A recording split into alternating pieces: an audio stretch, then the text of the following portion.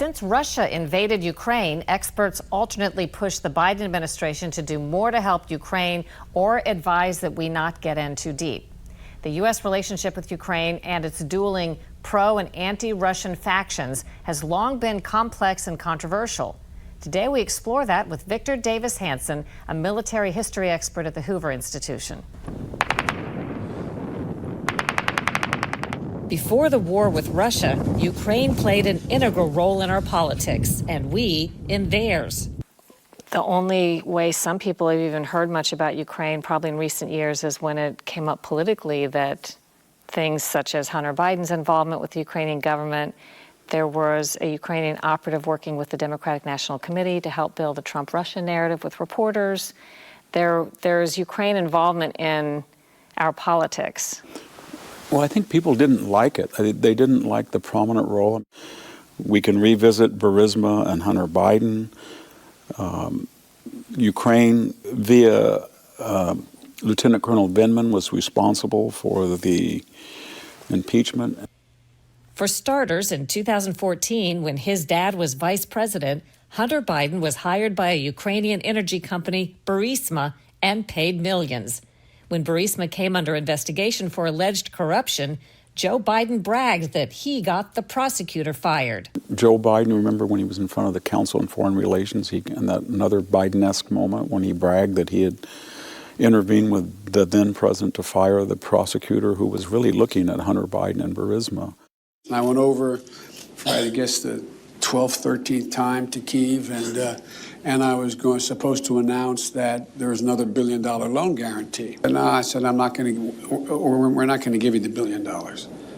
They said, you have no authority. You're not the president. The president said. I said, call him. I said, I'm telling you, you're not getting the $1 billion. I said, you're not getting the $1 billion. I'm going to be leaving here. And I think it was, 6 hours? I said, I'm leaving in 6 hours. If the prosecutor's not fired, you're not getting the money. Oh, son of a bitch. Got fired. Biden claimed the prosecutor was the one who was corrupt. Ukrainian anti-Russian factions also played an integral role in building the false Russian narrative against candidate Donald Trump in 2016. Putin, from everything I see, has no respect for this person. Well, that's because he'd rather have a puppet as president of the United States. No puppet. And a Trump victory is a gift to Vladimir Putin. 18 reasons Trump could be a Russian asset. Alexandra Chalupa was a Ukrainian-American operative for the Democratic National Committee who'd worked for the Clinton administration. According to Politico, she led a massive push of the Trump-Russia collusion story in 2016, coordinating with the Ukrainian embassy in Washington, the Hillary for President campaign, members of Congress, and reporters at outlets like the New York Times, the Washington Post, and Yahoo News. The FBI partnered with Ukraine's Anti-Corruption Bureau, producing allegations against Trump's campaign chief published in the New York Times. Multiple Ukrainian officials took to the media against Trump and his team. Ukraine's Minister of Internal Affairs, a former prime minister, the ambassador to the U.S., and a member of parliament called Trump an even bigger danger to the U.S. than terrorism and said that he challenged the very values of the free world.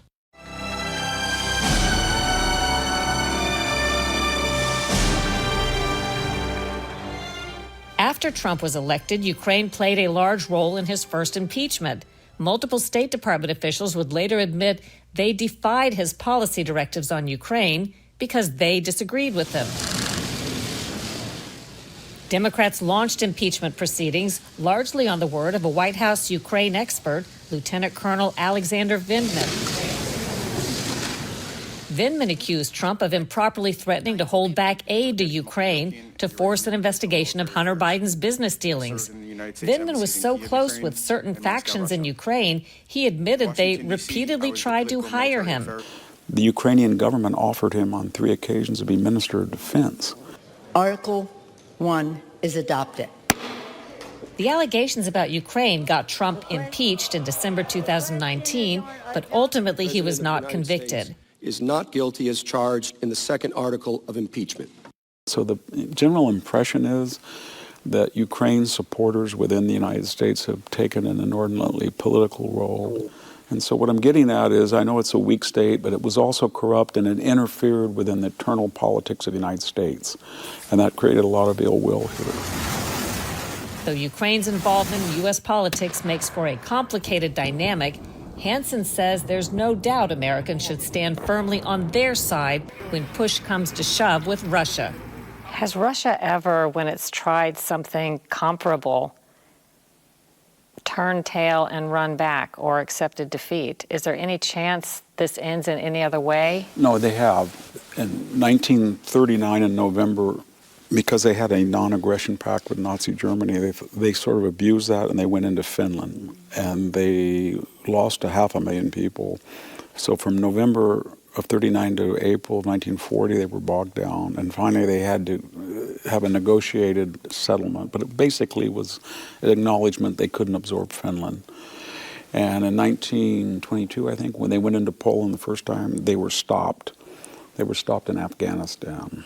And so I think it's a stereotype, but it said it's very foolish if you're a Swedish king or Napoleon or Hitler to go into Russia, because Russian soldiers fight fanatically on their home ground. But by the same token, the Russian army is not expeditionary. It does not do well outside the confines of Russia, historically. A top UN officials calling on both Russia and Ukraine to launch investigations into videotaped incidents that appear to show their soldiers committing serious violations and mistreating prisoners of war.